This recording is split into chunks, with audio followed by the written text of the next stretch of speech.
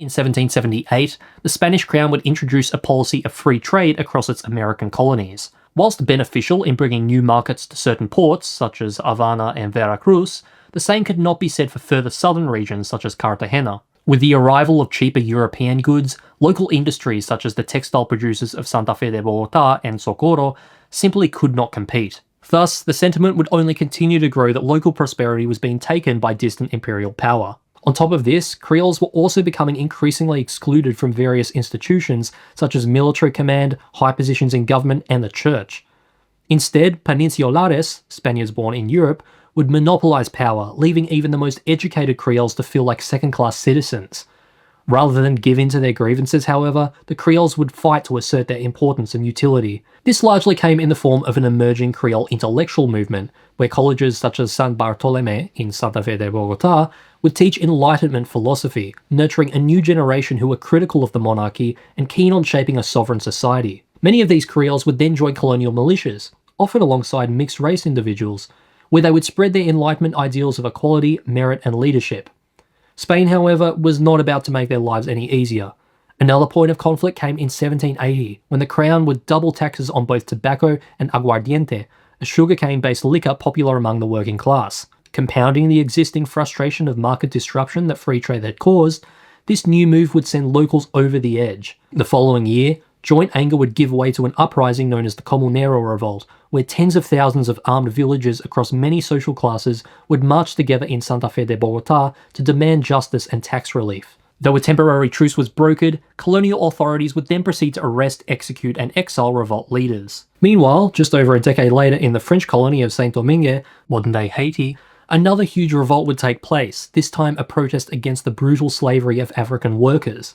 Before long, it would erupt into a 13-year war that would go on to destroy one of the most lucrative colonial regimes in the world. The sheer scale of violence would soon catch the attention of Spanish officials in Nueva Granada, who feared the potential of similar uprisings within their own region's enslaved populations. Instead of making reforms, however, the Crown would continue to double down on its authoritative hold over the colony. Church lands were sold off to plug Spain's fiscal holes, taxes were raised to fund their wars against Britain and France, and with the region's promotion to viceroyalty a few decades prior, imperial control would only continue to tighten across the territory. Compounding all of this were the emerging Atlantic trade disruptions due to the French Revolution, which would cut off many large exports and imports, aggravating Creole merchants and landowners. With the rising economic pressure, many of the elite were forced to take out loans, sell off heirlooms, and, with the trade disruptions often affecting the import of African slaves, lean more heavily on local slaves. Ultimately, Spain's incessant meddling along with their blunders would stoke a strong anti-royalist sentiment among the Creole elite. This sentiment would become further exacerbated when the Crown issued a decree allowing for cédulas de gracias al sacar.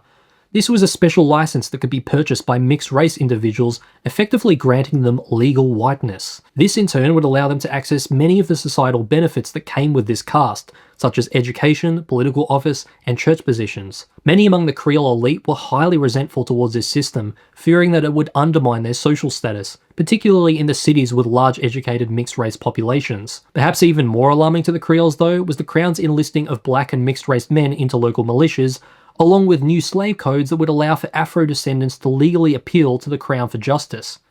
These developments not only challenged the Creole sense of racial hierarchy, but also, with the growing autonomy and power of other ethnicities, made them fear for a revolt like the one in Saint-Domingue, where many slave masters were massacred. On one hand, Creole hostility against the Crown had grown significantly, but on the other hand, there was a rising fear as to what may happen to them without Spain's support and protection, motivating many to stay loyal to the motherland.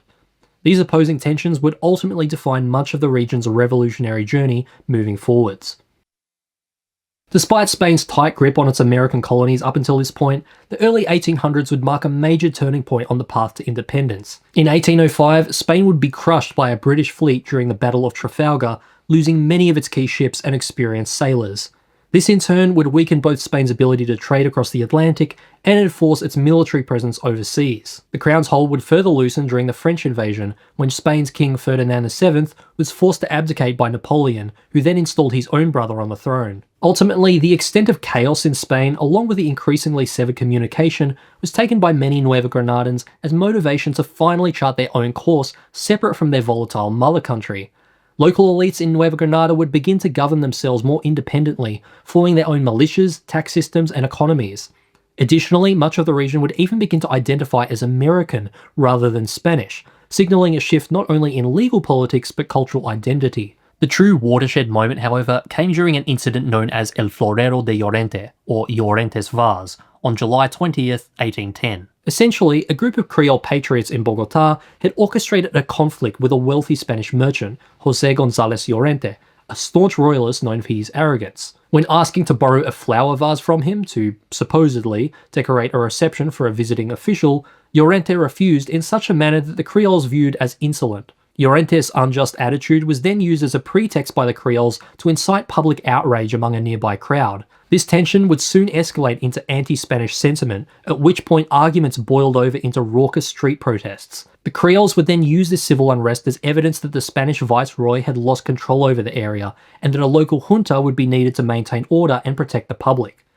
So it was on this date, Nueva Granada's first local, non-royalist junta was formed.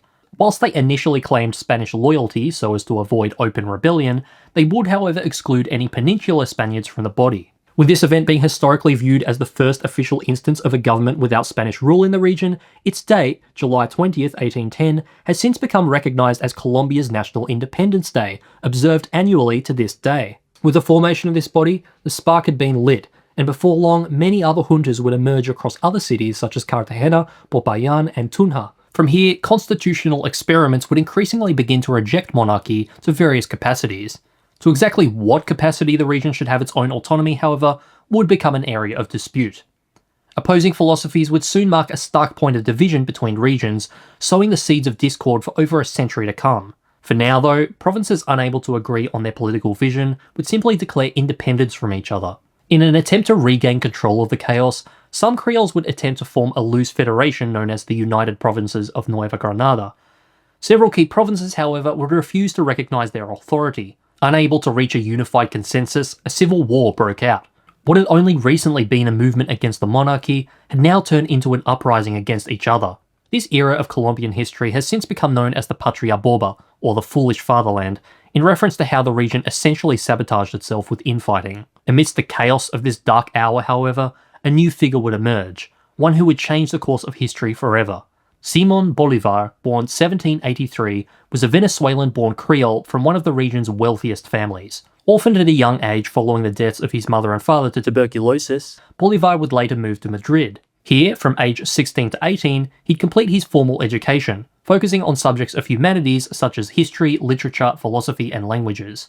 A couple of years later, he travelled to France, where he'd immerse himself in the teachings of Enlightenment philosophers such as Rousseau, Voltaire, and Montesquieu, exposing him to what was considered radical political thought. It was here that Bolivar would also witness the coronation of Napoleon Bonaparte, something which both impressed and disturbed him. On one hand, Bonaparte's ability to mobilise national spirit and defend the French Revolution was remarkable to Bolivar, but on the other hand, his abuse of centralised power and betrayal of republican ideals cast a stern warning over the pitfalls of such a venture. Nevertheless, both Bonaparte and Bolivar's studies in philosophy were deeply influential to him, and by age 22 in 1805, disillusioned with the Spanish monarchy, he would famously vow to liberate Latin America from Spanish rule. After returning to Venezuela in 1807, Bolivar would eventually join the military in the struggle for independence, but by 1812 was forced into exile when Venezuela's republic collapsed under pressure from royalists.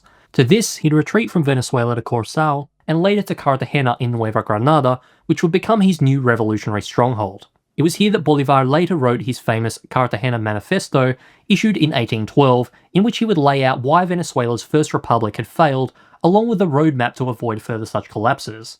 Upon arriving in Cartagena, Bolivar would start by offering his military services to the aforementioned United Provinces of Nueva Granada, who, once again, were attempting to bring together the fragmented juntas in a shared vision for independence. After being entrusted with a small military force, Bolivar would then be tasked with defending the southern border of the Cartagena province against royalists. Instead of staying passively on the defensive, however, Bolivar would go all out and launch an offensive campaign along the Magdalena River, where he would liberate local towns by driving out royalist forces. This streak of successes would earn Bolivar a brilliant reputation across rebellions in the region. His charisma, military discipline, and ability to inspire troops, meanwhile, soon set him apart as a strong revolutionary leader. With barely a moment to rest, Bolivar would then return to Venezuela that same year, launching his Admiral campaign, wherein, with the support of the United Provinces, he'd successfully liberate western Venezuela. Sadly, both royal resistance and a lack of popular support from non-elite sectors, however, would cause the republic to collapse again the following year.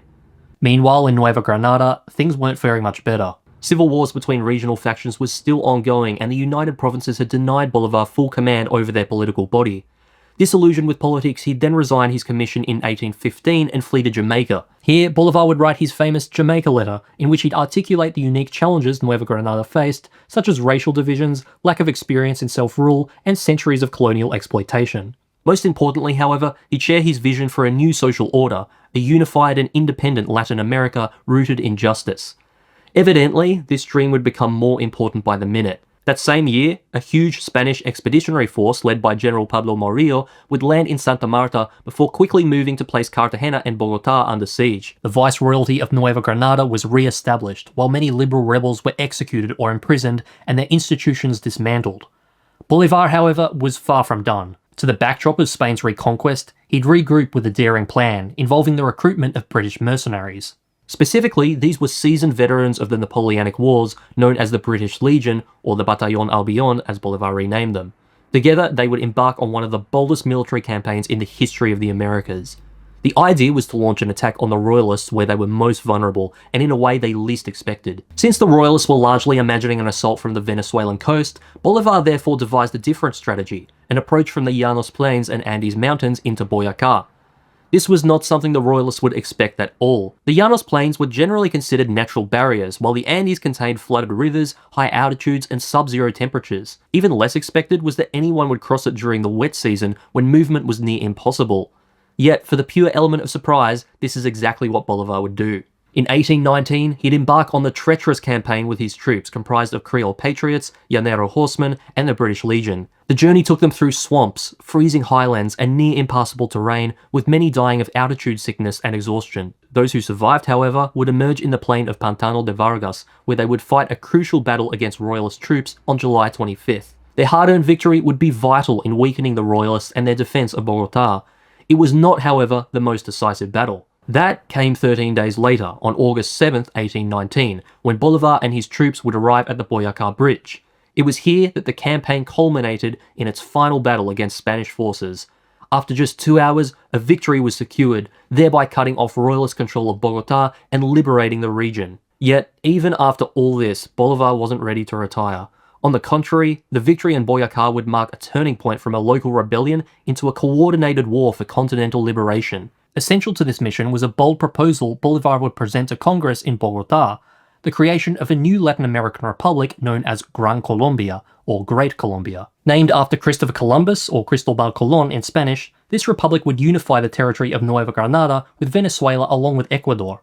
This proposal was very quickly accepted, and in 1821, Bolivar was elected the republic's first constitutional president. Meanwhile, a young 29-year-old general named Francisco de Paula Santander was chosen by Bolivar as vice president.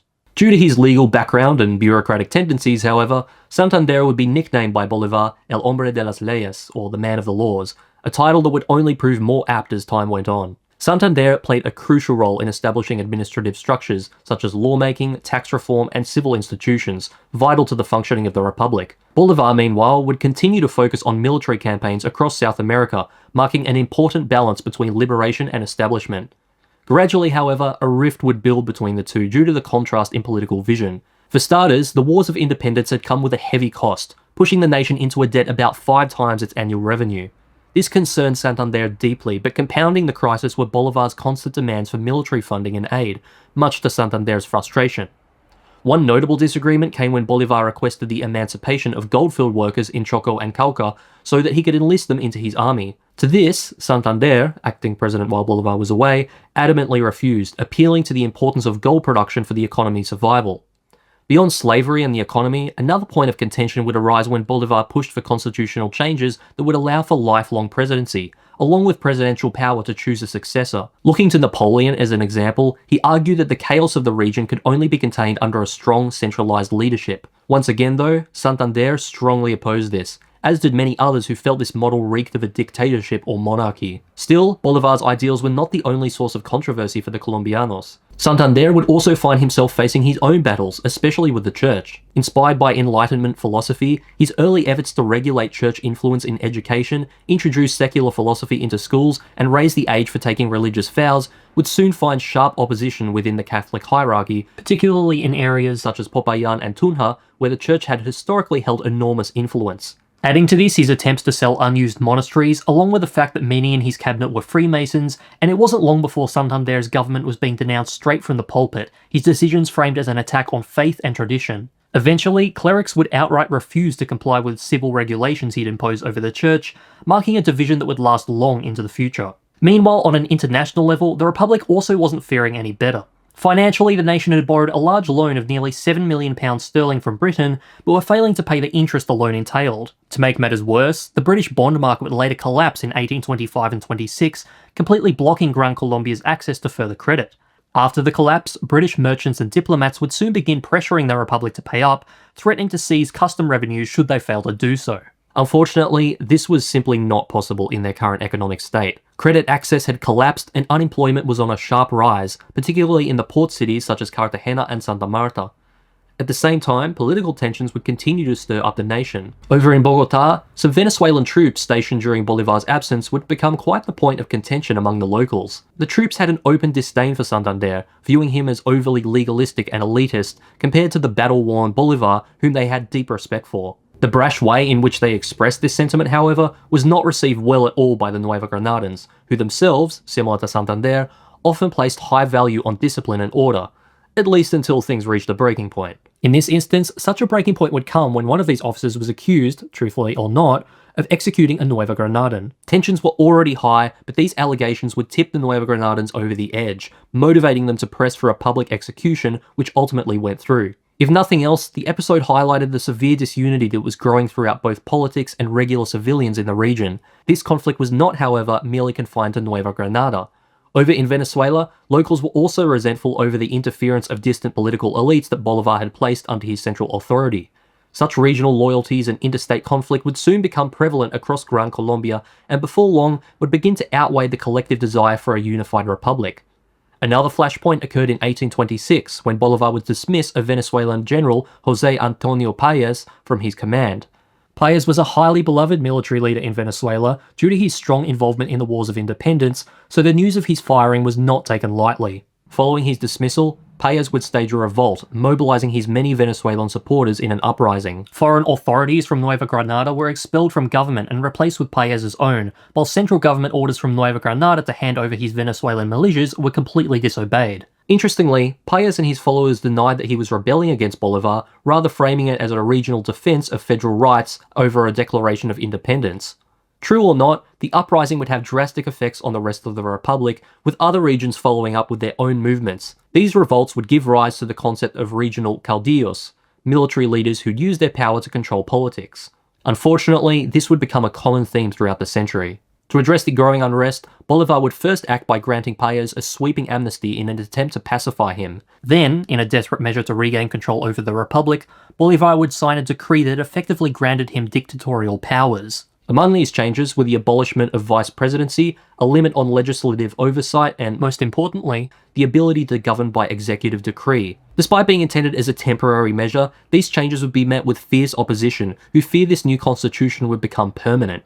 Violence boiled over, and in 1828, a failed attempt to assassinate Bolivar was even staged. In the aftermath, Santander would be arrested for his alleged knowledge of the scheme, if not direct involvement. Despite a lack of definitive evidence, his outspoken opposition to Bolivar's new constitution made him an easy target. Though spared from an execution, Santander would ultimately be sent into exile, deprived of his vice presidency. By this point, Bolivar had become physically and emotionally exhausted. He'd recently developed severe health issues, most likely tuberculosis, while continuing to deal with incessant uprisings. Things would hit an all-time low, however, when Venezuela officially seceded from Gran Colombia in 1830, followed by Ecuador later that same year. Bolivar's dream of a single continental republic was in ruins. By 1830, devastated and worn down, he'd therefore decide to resign from the presidency and his war campaigns, with plans to retire in Europe. Before he could do this, however, Bolivar would face one final emotional blow. the assassination of his most trusted lieutenant, close friend, and preferred presidential successor, Antonio José de Sucre. This was the ultimate devastation for Bolivar, who reportedly stated, "They have killed Abel, now there is no more faith in man." With his health further deteriorating, likely a result of this anguish he now held for his friend, Bolivar would then decide that it was no longer feasible to make the voyage to Europe. On the brink of death, he'd instead withdraw to a quiet estate near Santa Marta.